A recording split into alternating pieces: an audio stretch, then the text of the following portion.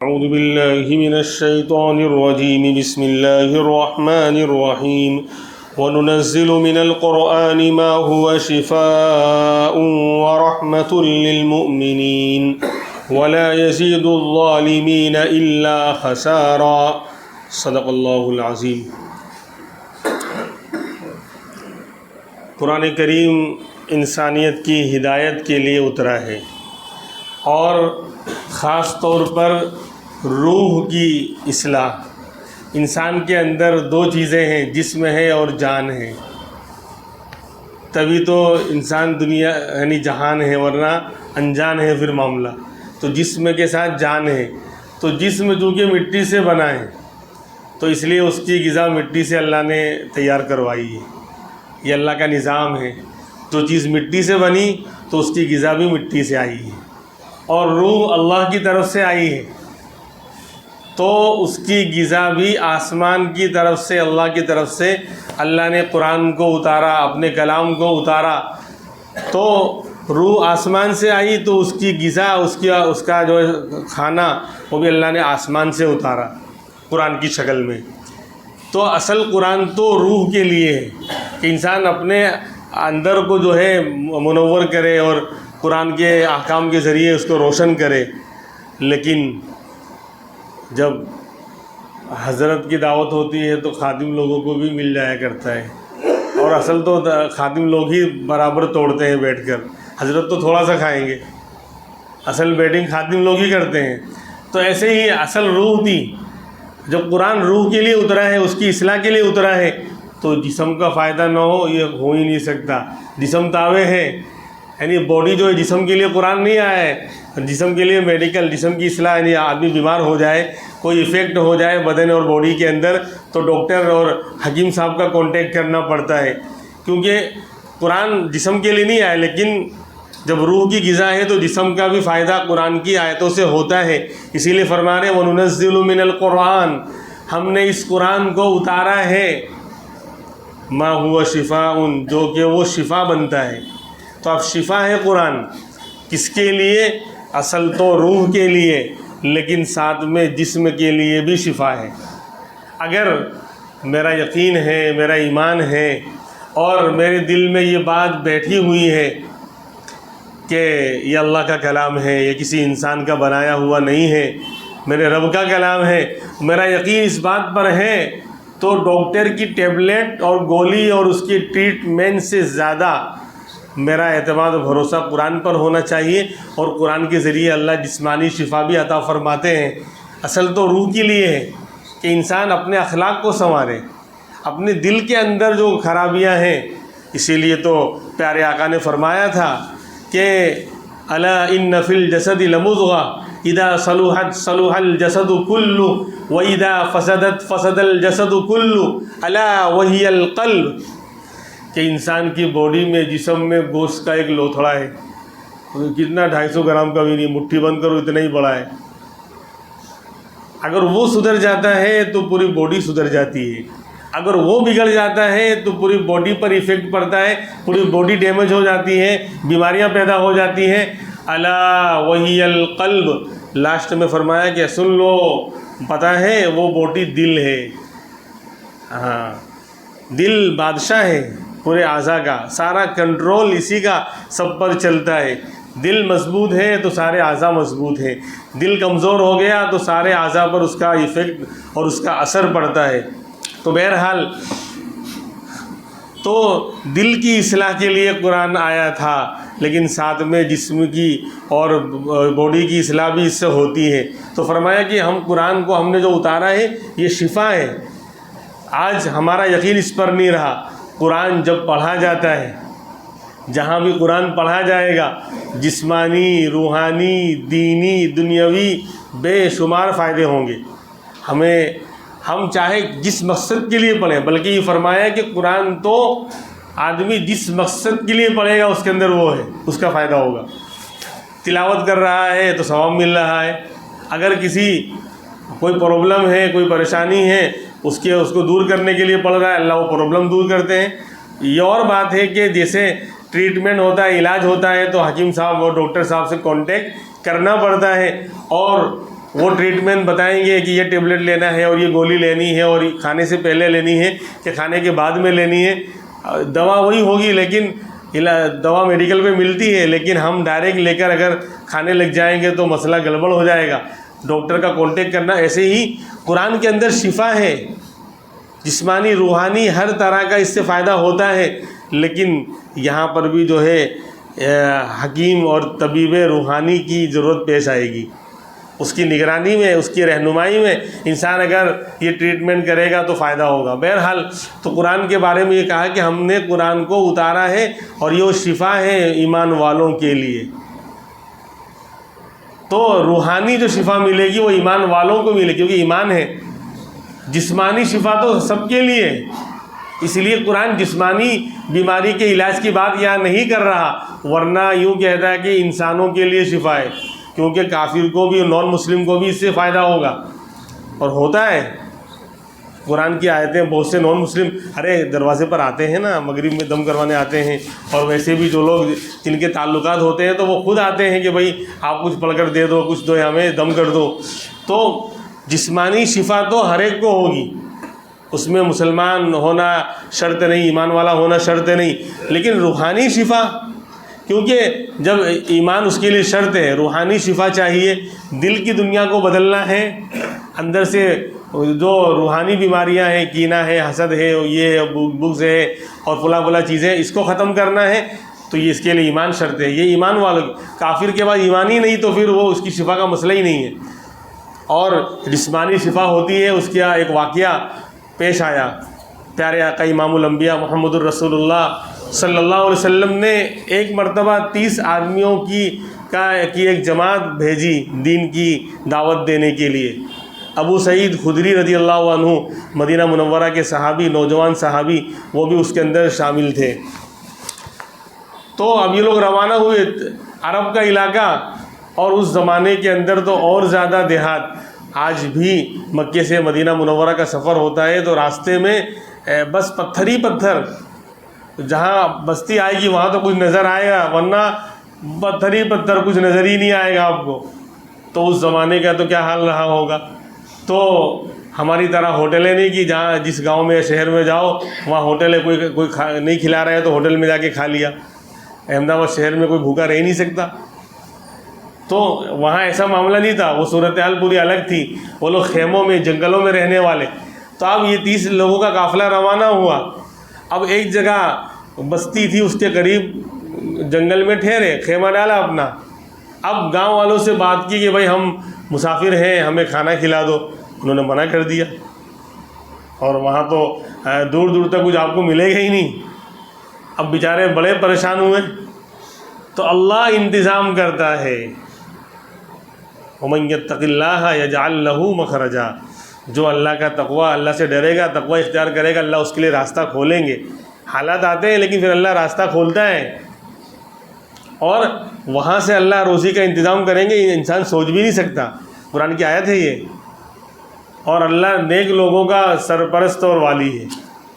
جیسے بچوں کے والد سرپرست ہوتے ہیں، باپ ہوتا ہے، دادا ہوتا ہے، چچا ہوتا ہے، کہ وہ سارا انتظام جو ہے بچوں کا کرتا ہے. تو ایسے ہی وہ يَتَوَلَّى الصَّالِحِينَ قرآن کہہ رہا ہے کہ صالح جو نیک بن جاتے ہیں، اللہ ان کے والی بن جاتے ہیں، اللہ ان کے سرپرست بن جاتے ہیں. تو آپ کھانا نہیں دیا، اب جنگل ہے، اب وہاں کچھ ملنے کا سوال ہی نہیں. اور ان لوگوں کے پاس صحابہ کرام کی جماعت بیچارے ویسے ہی کچھ کھجوریں لے کر گئے ہوں گے، وہ بھی ختم ہو گئی ہوگی. تو آپ بھوکے ہیں. اب اللہ کی طرف لو لگایا، اللہ سے تعلق قائم کیا، تو اللہ نے عجیب و غریب طریقے سے انتظام کیا. سوچا بھی نہیں ہوگا کہ ایسا ہوگا. تو یہ ہے اللہ کے یہاں کہ وہ راستے کیسے کھولے گا، انسان کا گمان بھی نہیں ہو سکتا. ہم وہاں تک پہنچ بھی نہیں سکتے. تو اب یہ بیچارے لوگ بھوکے تھے. اب اتفاق سے کیا ہوا، جو اس گاؤں کا جو سردار تھا، چودھری تھا، اس کو بچھو نے کاٹ لیا اور اس کی حالت خراب ہو گئی. پورا زہر چڑھ گیا اور ایک دم بالکل وہ تڑپ رہا ہے. اب گاؤں والے جو ہے، بستی والے پریشان ہوئے. اب کہا کہ لوگ یہ پردیسی لوگ ہیں، کچھ نیک دکھ رہے ہیں، اچھے لگ رہے ہیں، لاؤ ان کے پاس جا کر کچھ پوچھتے ہیں کہ بھئی تم میں کوئی دم کرنا جانتا ہے؟ بچھو نے کاٹا ہے، اس کے اوپر کچھ دم کرنا جانتا ہے؟ تو ابو سعید خدری رضی اللہ عنہ نے کہا کہ ہاں میں جانتا ہوں، لیکن میں ایسے نہیں کروں گا. اب گیند ہمارے پالے میں آ گئی ہے. ابھی ہم نے یعنی انسانی اخلاق کے ناطے کھانے کی درخواست کی تھی تو ہم نے منع کر دیا تھا. ورنہ عرب کا جو دستور تھا، وہ لوگ کی سخاوت مشہور ہے آج بھی. دل ان کا دریا ہوتا ہے. اور اس زمانے کا بھی دستور اور ضابطہ یہی تھا کہ پردیسی مسافر آئے گا تو اس کو کھانا کھلانا پڑے گا. اخلاقی فریضہ وہ لوگ سمجھتے تھے. لیکن یہاں منع کر دیا تھا تو کہا کہ اب تم آئے ہو تو ہم فری میں نہیں کریں گے. ہم جانتے تو ہیں علاج، لیکن فری میں نہیں کریں گے، اس کے بدلے میں آپ کو کچھ دینا پڑے گا. تو ان لوگوں نے کہا کہ 30 بکریاں آپ کو دیتے ہیں اور کھانا الگ. کھانا الگ. ہماری طرح جو ہے وہ تالاب میں جو ہے کیا مرغی مار کے چھوڑ دی، بولے اب تلاش کرو بوٹیاں. اس طرح نہیں کھاتے عرب. کیا وہ اندر جو ڈبکی لگا اور بوٹی تلاش کرو کہاں ہے. وہ لوگ گوشت کھاتے ہیں، ہم لوگ سالن کھاتے ہیں. تو یعنی بکریاں، زندہ بکریاں تو دی، ساتھ میں پھر گوشت کا یعنی کھانا بھی تیار کروایا. تو اسی طرح رہا ہوگا شاندار. تو یہ تشریف لے گئے ابو سعید خدری رضی اللہ عنہ. جا کر وہاں سورہ فاتحہ اینٹی بایوٹک ہے. سورہ فاتحہ اینٹی بایوٹک ہے. ٹیبلیٹ اینٹی بایوٹک غلط ہو سکتے ہیں، ان کا سائیڈ ایفیکٹ ہو سکتا ہے، لیکن سورہ فاتحہ کا سائیڈ ایفیکٹ قیامت کی شام تک نہیں ہوگا. یہ اس لیے کہہ رہا ہوں کہ ایک دو نہیں ہزاروں تجربے ہیں میرے پاس. اور یہ وہ ٹاپک آج چھڑ گیا ہے کیا اس پہ گھنٹوں نکل جائیں گے اگر اب بات کرنے پر آ گئے. 20 جولائی آ جائے گی. خیر ابھی 19 چل رہی ہے نا. تو اب انہوں نے سورہ فاتحہ پڑھ کر 7 آیتیں 7 مرتبہ پڑھی اور دم کیا. اور اللہ کیا کرنا ایسا ہوا کہ فوراً وہ ٹھیک ہو گیا. 2-5 منٹ کے اندر ہی وہ ٹھیک ہو گیا. ایک دم بالکل سارا اس کا جو اثر تھا یعنی زہر کا وہ سب ختم ہو گیا، وہ بالکل ٹھیک ٹھاک ہو گیا. تو وہ لوگ خوش ہو گئے. تو جو وعدہ کیا تھا اس سے زیادہ دیا، خوب جم کے کھلایا. پھر یہ لوگ جب روانہ واپس ہوئے اور مدینہ منورہ پہنچے تو امام الانبیاء محمد الرسول اللہ صلی اللہ علیہ وسلم کی خدمت میں حاضر ہوئے. تو ساری کارگزاری، سارا واقعہ سنایا کہ حضرت ایسا معاملہ ہوا اور اللہ نے ایسا انتظام کیا.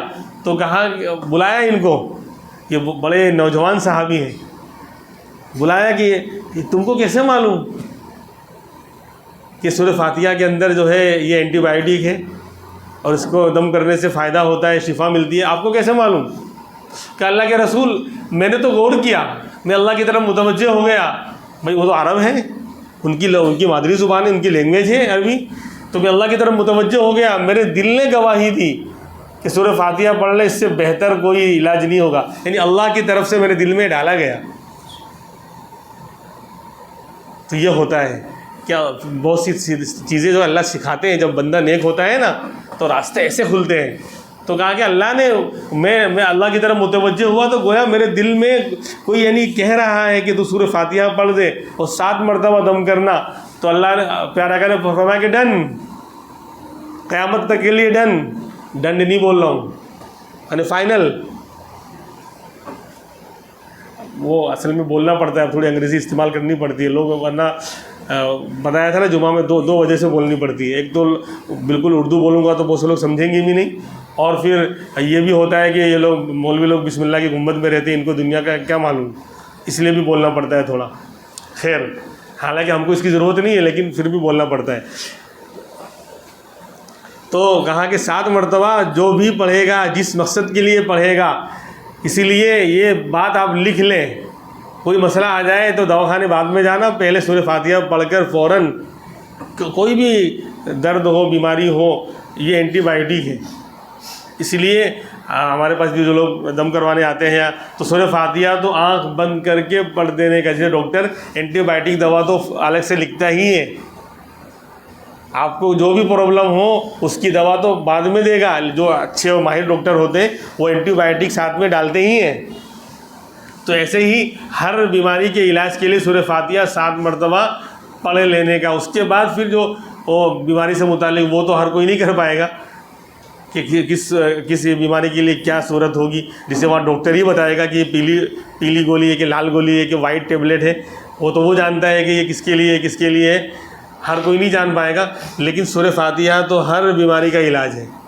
تو یہاں پھر پیارے آقا نے کہا اچھا تم کو اس کے بدلے میں کچھ دیا؟ بولے ہاں دیا تھا۔ بولے کچھ بچایا تو لاؤ ادھر۔ آپ نے بھی اس میں سے تناول فرمایا اور یہ بتایا کہ اگر اس طرح قرآن کے بدلے میں اس طرح اگر یہ علاج ہے، دیکھو قرآن پڑھا جاتا ہے، مقصد بدلے گا تو مسئلہ بدلے گا۔ لوگ ان دونوں مسئلوں کو خلط ملط کر دیتے ہیں، دونوں مسئلے الگ ہیں۔ ایک کہ ثواب کے لیے قرآن پڑھا جا رہا ہے، ایصال ثواب کے لیے، ثواب پہنچانے کے لیے، کسی کا انتقال ہو گیا مرحوم کے لیے قرآن پڑھا جا رہا ہے، ایصال ثواب کیا جائے گا، ثواب پہنچایا جائے گا۔ تو ثواب کے لیے اگر پڑھ رہے ہیں تو پھر قرآن کا بدلہ لینا دینا جائز نہیں۔ وہ قرآن خوانی جو چلتی ہے ہمارے وہاں، بہت سے لوگ وہی شیرینی لینے کے لیے پڑھنے آتے ہیں، سب نہیں ہوتے ایسے۔ تو اگر ایصال ثواب کے لیے قرآن پڑھا جا رہا ہے تو اس کا عوض لینا جائز نہیں ہوگا، ثواب ہی نہیں ملے گا۔ جب تو دنیا کے لیے پڑھ رہا ہے تو پڑھنے والے کو ثواب نہیں ملے گا تو ثواب پہنچے گا کیسے؟ ملا ہی نہیں تو پہنچائے گا کہاں سے؟ لیکن اگر علاج کے طور پر پڑھ رہا ہے، جسے ہم بیمار ہوتے ہیں تو دوا لیتے ہیں، علاج کرتے ہیں دوا، تو اگر قرآن کی آیتوں کے ذریعے علاج کے طور پر دم کروا رہا ہے اور قرآن پڑھ رہا ہے، جسے ہوتا ہے نا کہ سورہ بقرہ کے بارے میں آپ جانتے ہیں کہ کتنی بھی خطرناک جو ہے اثرات ہوں، پریشانیاں ہوں، تو عام طور پر جو ہے عاملین 40 دن کا اس کا عمل بتاتے ہیں کہ 40 دن روزانہ ایک مرتبہ کم سے کم سورہ بقرہ پڑھ لی جاوے۔ تو اب یہ ایصال ثواب کے لیے نہیں ہے، بلکہ یہ علاج کے لیے ہے کہ گھر میں کوئی پرابلم ہے، کسی کو بیماری ہے، کوئی اثرات ہیں، تو اس کے لیے سورہ بقرہ جو ہے پڑھائی جاتی ہے۔ اب ظاہر سی بات ہے کہ 40 دن تک روزانہ آ کر پڑھنا it is very very tough matter, مشکل کام ہے۔ 2.5 پارے اور ایک دن تھوڑی ہے، 40 دن تک پڑھنا ہے اور علاج کے لیے پڑھنا ہے۔ تو اب اگر کوئی کسی حافظ صاحب کو ہائر کیا، یعنی طے کیا کہ آپ جو ہے آ کر روزانہ پڑھ دیں، اور وہ کہتے ہیں کہ نہیں میں پڑھوں گا تو صحیح لیکن میں ٹائم دوں گا باقاعدہ آ کے، تو کچھ ہدیہ جو ہونا چاہیے، تو اب یہاں پر دینا یہ ناجائز نہیں ہوگا، علاج کے لیے ہے، علاج کا پرپز ہے یہاں پر۔ جیسے وہاں ڈاکٹر کے پاس آپ جائیں گے، وہاں جسمانی علاج دوا کے ذریعے کروا رہے ہیں تو دوا کا پیسہ دیں گے آپ، اس کا ہدیہ دیں گے آپ، اس کی فیس ادا کریں گے۔ ایسے ہی یہاں پر تو مقصد بدلے گا تو مسئلہ بدلے گا۔ اگر ثواب پہنچانے کے لیے، ایصال ثواب کے لیے قرآن پڑھایا جا رہا ہے، اس کا عوض لیں گے یا دیں گے تو یہ جائز نہیں۔ ثواب اگر لے لیا تو ثواب ہی نہیں ملے گا پڑھنے والے کو، تو پہنچائے گا کیا؟ یہاں ملا ہی نہیں، خالی برتن ہے، خالی برتن کیا کہتے ہیں فارورڈ کرے گا، تو کچھ بھی نہیں ہے اندر۔ لیکن اگر علاج کے طور پر دنیاوی یعنی علاج اور پریشانی کو دور کرنے کے لیے اگر آیتیں پڑھی گئی ہیں تو اس کا عوض لیا جا سکتا ہے اور دیا جا سکتا ہے، اور اگر کوئی باقاعدہ ایسی محنت کر رہا ہے تو اس کو دینا چاہیے، سامنے والے کو خود دینا چاہیے۔ باقاعدہ آدمی نے 40 دن تک اگر سورہ بقرہ پڑھی ہے، بولے بہت بہت شکریہ مولانا آپ کا، تو شکریہ اور شکریہ تو وہ کھا لے گا، لیکن یہ خالی شکریہ خالی زبان سے نہیں ہوتا۔ تو بہرحال تو قرآن کی آیتوں میں اللہ نے شفا رکھی ہے، اور بہت سارے پیارے آقا نے جو ہے بہت حدیثوں کے اندر کافی چیزیں یعنی بیان کی گئی ہیں کہ بیماری ہو جائے تو یہ کرنا ہے اور یہ کرنا ہے۔ اس لیے ایک عمل جو ہے بتایا جا رہا ہے۔ میں نے پہلے بھی کہا تھا، اب جو حالات ہیں اس کے حساب سے، ابھی جو حالات چل رہے ہیں اور آئندہ جو حالات آئیں گے، یہ اللہ کی طرف سے دل میں اور ذہن میں اللہ ڈالتے ہیں۔ میں نوٹ بندی کے زمانے میں بھی 2016 کے اندر بھی میں نے عمل بتایا تھا، وہ اکثر لوگوں کو یاد نہیں ہوگا، مجھے یاد ہے، تاریخ کے ساتھ یاد ہے۔ تو اس کے بعد پھر لاک ڈاؤن میں بھی کچھ آیتوں کا ورد بتایا تھا، پھر اس کے بعد بھی بتایا تھا، آج پھر بتانے جا رہا ہوں۔ جو ایک ظاہری دشمن ہے اور ایک جو ہے باطنی دشمن ہے، ایسے ہی ہم جو ایمان والا ہے نا وہ اکیلا نہیں ہے، اس کے ساتھ سیکورٹی کا پورا سسٹم اور نظام چلتا ہے۔ جسے دنیا کا کوئی بڑا آدمی، کوئی کیا کہتے ہیں سی ایم ہے، پی ایم ہے یا صدر ہے، جب وہ چلتا ہے تو پروٹوکول کے ساتھ اس کے ساتھ سیکورٹی کے کافی لوگ چلتے ہیں، اور ایسا لگتا ہے کہ کوئی بڑا آدمی آ رہا ہے۔ تو ہم نے اپنے آپ کو کچھ سمجھا ہی نہیں ہے، ایمان والا اکیلا نہیں چلتا، اللہ نے یعنی ایک تو کیا کہتے ہیں لائف ٹائم کے لیے کچھ سیکورٹی گارڈ ہمارے ساتھ لگا رکھے ہیں، وہ تو رہیں گے ہی ساتھ میں، لیکن اگر آپ کچھ صورتوں اور کچھ جو ہے آیتوں کا ورد کریں گے جو اللہ والے بتاتے ہیں تو وہ بھی ایکسٹرا جو ہے Z+ سیکورٹی آپ کے ساتھ ہو جائے گی، Z+ نہیں Z3+، بلکہ اور زیادہ پلس، جتنا پلس کرنا ہو اتنا مائنس ہی ہے، وہ کمی ہے، اتنی زیادہ جتنا آپ پڑھتے جائیں گے سیکورٹی اور فائدہ ہوتا ہے۔ ایک تو سورہ قریش کا عمل آپ شروع کر دیجئے، پھر آپ دیکھیں گے پھر کوئی ہندوستان کا یا عالم عرب کا کوئی بڑا عالم پھر اس بات کو بعد میں بیان کرے گا اس حالت کے پرپس میں۔ سورہ قریش بہت بڑی سورت ہے، اس میں کم سے کم آدھا گھنٹہ لگتا ہے۔ ارے بھائی 3 لائن کی چھوٹی سی سورت ہے، 4-5 آیت کی، لیلاف قریش ایلافہم۔ معمول بنا لیجئے، فرائض کی ادائیگی، نماز کی ادائیگی شرط ہوگی، نماز کی ادائیگی اور فرائض کا ادا کرنا تو شرط ہوگا، اس کے ساتھ سورہ قریش کا عمل آپ جو ہے شروع کر دیجئے، صبح شام کم سے کم 7 مرتبہ پڑھ لیجئے۔ کوئی بڑا مسئلہ ہے نہیں ہے، لیکن نہیں ہو پائے گا عمل، یہ میں لکھ کے دیتا ہوں، جب تک دل پہ نہیں لیں گے نہیں ہو پائے گا۔ جو ایزی، جس کو بندہ ایزی سمجھتا ہے نا، اسی میں ہو جاتا ہے زیادہ بیزی، پھر پریشان ہوتا ہے تو پہنچ جاتا ہے فیجی، پھر بھی مسئلہ حل نہیں ہوتا۔ اس لیے جو میں کہہ رہا ہوں کہ ہمارا تو معمول ہے، کبھی چھوٹ جاتا ہے، لیکن پھر بھی کبھی چھوٹ گیا تو وہ معمول کے خلاف نہیں ہے، وہ معمول میں ہی شامل ہوگا۔ سورہ قریش کا عمل شروع کر دیجئے، یعنی ہم کو معلوم ہے ہم نشانے پر ہیں، بس اتنا سمجھ جائیے، بس یہ آدھا مصرع، آپ پورا شعر بھی نہیں بول رہا ہوں۔ تو اس لیے جو ہے سورہ قریش کا عمل شروع کر دیجئے۔ 2 چیزیں ہیں، انسان بھائی جو حالات آئیں گے اس میں 2 ہی تو ٹینشن ہوتا ہے، لوگ نوٹ بندی آئی تھی تو بھی، لاک ڈاؤن آیا تھا تو بھی، اور ابھی جو ہے گیس بندی آئی تھی تو بھی، اس کو کیا بولیں گے، 2 ہی تو ٹینشن ہوتا ہے، اطعمہم من جوع وآمنہم من خوف۔ ساری باتیں تو میں آپ کو نہیں سمجھا پاؤں گا اور آپ سمجھ بھی نہیں پائیں گے، لیکن جتنا ہے وہاں تک سمجھا دے رہا ہوں۔ دیکھو 2 ہی ٹینشن ہوتا ہے کہ کہاں سے کھائے گا، اور کیا کہتے ہیں ٹینشن رہتا ہے کہ کچھ ہو جائے گا، یہ 2 تو ٹینشن ہے دنیا میں۔ تو اللہ نے کہہ دیا اطعمہم من جوع، اللہ بھوک کے باوجود کچھ بھی نہیں ہوگا، اللہ کھانے کا انتظام کرے گا، اس صورت کا یہ فائدہ ہے۔ اور وآمنہم من خوف، اور خوف کے حالت میں بھی اللہ امن دے گا، ٹینشن نہیں رہے گا اس بندے کو، کھانے پینے کا مسئلہ نہیں رہے گا انشاءاللہ، لیکن ٹرم اینڈ کنڈیشن اپلائی، شرطیں لاگو۔ ہاں بولتے ہیں نا بائی 1 اینڈ گیٹ 1 فری، تو بولتا ہے یار 2000 کی چیز 1000 میں 2، تو پھر نیچے لکھا ہوا تھا بہت چھوٹے حروف کے اندر ٹرم اینڈ کنڈیشن اپلائی، شرطیں لاگو، یعنی کم سے کم 50,000 کی خریدی کرو گے، اس کے بعد 1000 پر 1000 کا فری ملے گا۔ بولو ہو ختم۔ تو ایسے ہی فرائض کی پابندی کریں گے تو یہ جو اوراد و وظائف ہوتے ہیں نا، یہ کام آتی ہے، فائدہ۔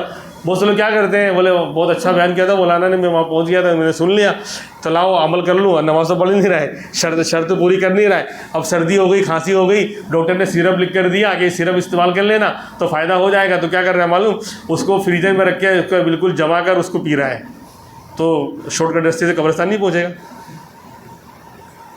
اس کی شرطیں لاگو، بھائی سردی ہوئی ہے تو پرہیز کرنا پڑے گا، ٹھنڈا یہ تو ایسے ہی یہاں پر بھی شرطیں لاگو، جتنے بھی اوراد و وظائف ہیں آپ سن لیجئے قاعدہ آج، فرائض کی ادائیگی کے ساتھ اس کا فائدہ ہوگا، ثواب مل جائے گا۔ آپ سورہ قریش پڑھیں گے، سورہ فاتحہ پڑھیں گے، ثواب کا ملنا الگ ہے، ثواب کا ملنا الگ ہے، ثواب مل جائے گا، آخرت میں اللہ وہاں اسٹور کر کے رکھ لیں گے آپ کے لیے، لیکن دنیا میں جو فائدہ ہونا چاہیے اس صورت کا، جو اصل ریئل فائدہ ہے وہ نہیں ہوگا، وہ شرط پوری کریں گے تو ہوگا، اور شرط یہی ہے کہ فرائض کی ادائیگی بندہ کرے اور پھر پڑھے تو انشاءاللہ اس کے جو فوائد اور ثمرات ہیں وہ بھی حاصل ہوں گے، اور ثواب تو ملے گا ہی، وہ تو کہیں جانے کا نہیں ہے۔ تو یہ 2 ٹینشن ہوتا ہے، کھانے کا مسئلہ ٹینشن، اور خوف، ڈرایا جا رہا ہے، حالات ایسے کریٹ کیے جا رہے ہیں، ماحول ایسا بنایا جا رہا ہے، تو اسی لیے اللہ والوں کو کچھ نہیں ہوتا. لوگ ڈاؤن آیا تو سب ڈاؤن تھا، لیکن ان کا کچھ بھی ڈاؤن نہیں ہوا، کوئی کچھ نہیں اکھاڑ پایا. اور انشاءاللہ آئندہ بھی کچھ نہیں اکھاڑ، میرا رب نہیں چاہے گا کچھ بھی نہیں ہو سکتا، اور اس نے چاہ لیا تو کوئی کچھ بھی بچا بھی نہیں سکتا. ہاں ایمان بناؤ، یقین بناؤ، یقین والے چلیں گے. آئندہ یہ جو حالات آ رہے ہیں، اللہ جو ہے خیر کا معاملہ فرمائے. اللہ خاص طور پر مسلمانوں کے جان مال عزت آبرو کی اللہ حفاظت فرمائے. لیکن ہماری قوم سوئی ہوئی ہے، غفلت کی چادر اوڑھ کر سوئی ہوئی ہے. اسے جتنا حالات زیادہ سخت ہو رہے ہیں، تنگ ہو رہے ہیں، اتنا اور زیادہ سستی اور لاپرواہی اور گناہوں کے اندر لوگ آگے بڑھتے جا رہے ہیں. موبائل نے ستیہ ناش کیا ہوا ہے سب کا. خیر، تو ایک تو یہ سورہ قریش کا عمل شروع کر دیجئے، اور ایک دعا ہے پیارے آقا نے سکھلائی ہے کہ اللہم انا نجعلک فی نحورہم ونعوذ بک من شرورہم. اللہم انا نجعلک فی نحورہم ونعوذ بک من شرورہم. اللہ دشمن کے ہر طرح کے ہیلے اور تدبیر اور چال سے اللہ بچا لے گا. اگر ہم نے میں ابھی بڑے بڑے معمول نہیں بتا رہا ہوں، ورنہ اس کے لیے تو الگ سے مطلب وہ ٹائم چاہیے. یہ چھوٹے موٹے ہیں تو فرائض کی پابندی کیجئے، اور یہ سورہ قریش کا عمل اور اللہم انا نجعلک فی نحورہم ونعوذ بک من شرورہم، یہ عمل آج کل کے حالات میں شروع کر دیجئے. اس کو بھی جو ہے کم سے کم جو ہے 11 مرتبہ ہر نماز کے بعد پڑھ لیجئے. اور سورہ قریش جو صبح شام 7 مرتبہ پڑھ لیجئے، اور سوتے وقت بھی پڑھ لیں گے تو انشاءاللہ فائدہ ہوگا. خیر، ورنہ بڑے اعمال میں ہے تو پھر سورہ یاسین کا عمل ہے، اس کے فوائد ہیں. انشاءاللہ پھر وہ کبھی آئندہ کل اگر موقع رہا تو اس کے بارے میں بھی بات ہوگی. تو اللہ فرماتے ہیں وَنُنَزِّلُ مِنَ الْقُرْآنِ مَا هُوَ شِفَاءٌ وَرَحْمَةٌ لِّلْمُؤْمِنِينَ، کہ ہم اتارتے ہیں قرآن میں وہ باتیں جو شفا ہیں، ایمان والوں کے لیے شفا ہیں اور رحمت ہیں. قرآن ہمارے لیے، ایمان والوں کے لیے رحمت بنتا ہے. اللہ تبارک و تعالی ہمیں قرآن سے اور قرآن کی باتوں سے خوب فائدہ اٹھانے کی توفیق عطا فرمائے. اور جو باتیں بیان کی گئیں اللہ مجھے بھی اور ہم تمام کو عمل کرنے کی توفیق عطا فرمائے. سبحان اللہ و بحمدہ. باقی باتیں انشاءاللہ آئندہ کل ہوں گی. سبحان اللہ و بحمدہ، سبحانک اللہم و بحمدک، ونشہد ان لا الہ الا انت ونستغفرک ونتوب الیک. سبحان ربک رب العزۃ عما یصفون وسلام علی المرسلین والحمد للہ رب العالمین.